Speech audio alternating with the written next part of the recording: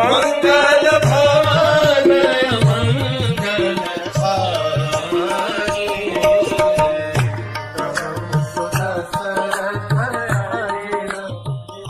हरे कृष्ण। जब जनक महाराज ने बोलना खत्म किया तब राम ने भी एक प्रतिज्ञा ली जो सबके मन को भा गई। Ram took the wow of being एक पत्नी व्रत, अर्थात अपने पूरे जीवन भर वो और किसी को अपने जीवन में, किसी और स्त्री को अपने जीवन में आने नहीं देंगे। सीता एकमात्र उनके जीवन में रहेगी और जब तक वो रहेगी केवल वही रहेगी, उसके आगे भी और कोई नहीं रहेगी। This was a big wow, क्योंकि उस समय हम जानते हैं polygamy was like the normal realm. हर एक राजा अपने आजू बाजू के राजाओं के बेटों से अपनी पुत्रियों का विवाह कराते थे ताकि एक पॉलिटिकल हार्मनी बनी रहे। कोई अपने आजू बाजू के संधि पर वार थोड़ी ना करता है, उनके साथ में वॉर नहीं करता, वॉर करके वार नहीं करता। So marriage was seen as a means of extension of family ties also and a sense of protection also आजू बाजू में।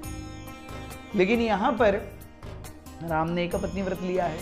दशरथ महाराज की कथा आपको बताएं तो आपको पता ही है, वो तो आगे ही चले गए थे। जब भी परशुराम आते दशरथ महाराज शादी कर बैठते। दशरथ महाराज की 353 पत्नियां थी। तो इस व्रत से सबसे ज्यादा खुश हुई तो अयोध्या की औरतें। बोले अरे दशरथ महाराज ने कई सारी शादियां की थी, इसलिए अयोध्या के पुरुष भी उनका ही आदर्श लेकर के कई सारी शादियां करते थे। सो हर एक औरत की अयोध्या में कई सौतन थी। So the someone who became very happy were Ayodhya lady Singh, अब हमारी कोई सौतन नहीं होगी, क्योंकि राजा ही अगर एक पत्नी व्रत है तो लोग भी एक पत्नी व्रत ही रहे। So we became very happy. इस बीच में जब वशिष्ठ मुनि ने कहा कि now you should exchange garlands, Ram और सीता को, Ram decided to have a bit of fun. Ram थोड़े ऊंचे थे, सीता थोड़ी छोटी थी, और वो जानते थे कि अगर सीता ऐसे भी करे, पूरा हाथ ऊपर भी करे, तो भी राम के हाथ मुकुट के ऊपर से उनकी वरमाला नहीं जाएगी। राम ने सोचा अब मैं झुकूंगा नहीं, तो राम खड़े रहे, सीता देखती रही क्या होगा क्या होगा क्या होगा। उस समय लक्ष्मण जी आए तुरंत। लक्ष्मण जी आकर के प्रभु राम के पैर छुए, तो लक्ष्मण को उठाने के लिए राम झुके, उसी बीच में सीता ने वरमाला डाल दी। So Ram was very happy seeing the presence of mind of Lakshman and the cleverness of Sita. एक भक्त के लिए भी we see Ram represents Lord, Sita is a living entity and Lakshman represents Guru. So जब गुरु आकर के भगवान को याचना करते हैं तभी भगवान जीव को अपने पास लेते हैं। लक्ष्मण आए, लक्ष्मण ने भगवान से याचना की, राम झुके, तभी सीता और राम का विवाह हुआ। इसके पश्चात बाकी सारे लक्ष्मण और उर्मिला की वरमालाएं एक्सचेंज हुई, भरत और मांडवी की वरमालाएं एक्सचेंज हुई, और शत्रुघ्न और श्रुतकीर्ति की मालाएं एक्सचेंज हुई। Entire Mithila was in a state of joy more than anything else that they had seen there.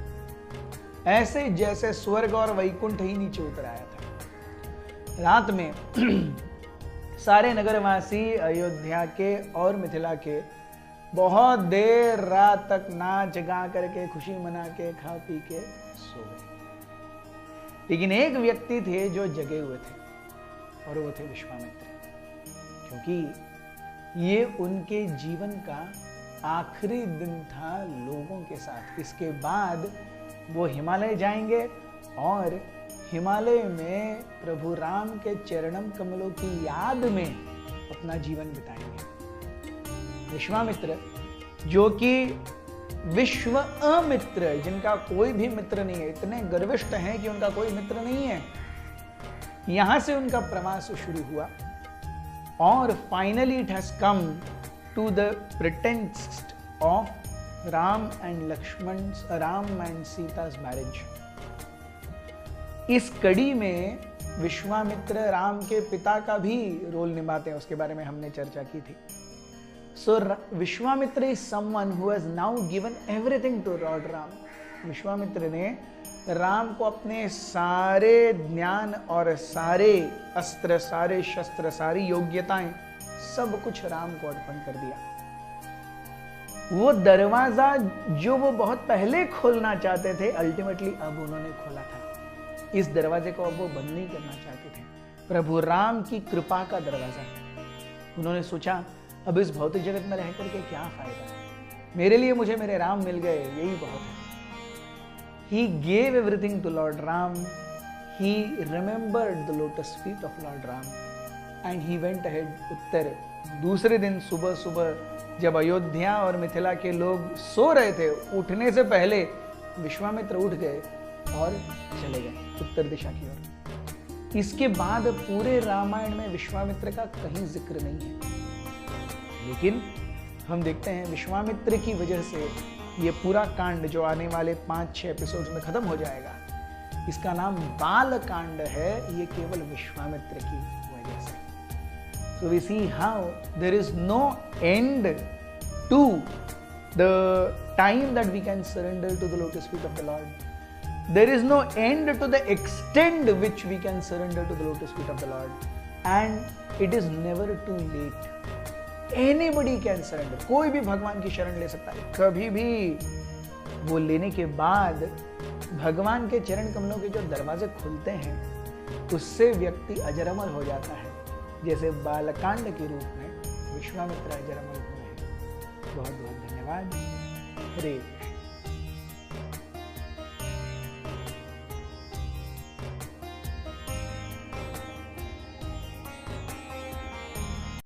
मंगल भाव